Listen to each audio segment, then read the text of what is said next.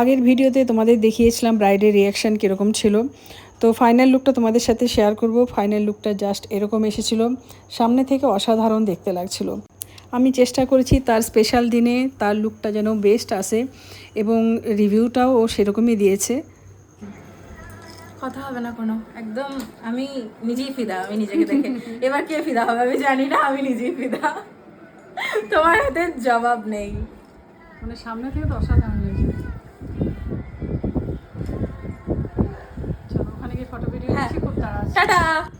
ব্রাইডের যেহেতু লগ্নটা ছিল একদম সন্ধ্যেতে 7টার লগ্ন, তাই খুব তাড়াতাড়ি ব্রাইডকে আমার ছেড়ে দিতে হয়েছে। আমি কোনো ফটো ভিডিও নিতে পারিনি। আমি যখন ওখানে ফটো ভিডিও নিতে গেছি তখন দেখেছি ব্রাইডের প্রচুর ভিড় হয়ে গেছে, এবং এতটা গরম ছিল সেই দিনে।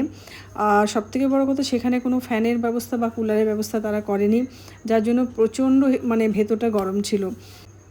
যদিও আমি যে মুহূর্তে গেছি সেই মুহূর্তে হয়তো মেকআপের কোনো ক্ষতি হয়নি, এবং সকাল দিকে যখন সিঁদুরদান হচ্ছিল সকালেও গিয়ে সবাই নাম করছিল যে এত গরমেও মেকআপ কিছু হয়নি।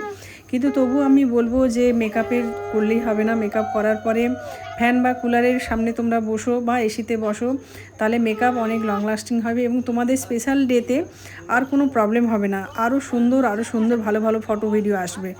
চলো টাটা সবাইকে। আমি পরের দিন ব্যাক করেছিলাম, তার কারণ আমার 10 তারিখে আসানসোলে ব্রাইডাল ছিল। খুব ভোর আমি বেরিয়ে গিয়েছিলাম।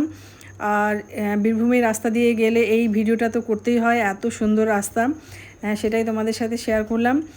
এটা হচ্ছে বোলপুরের রাস্তা। চলো টাটা সবাইকে, দেখা হবে অন্য ভিডিওতে। চলো টাটা।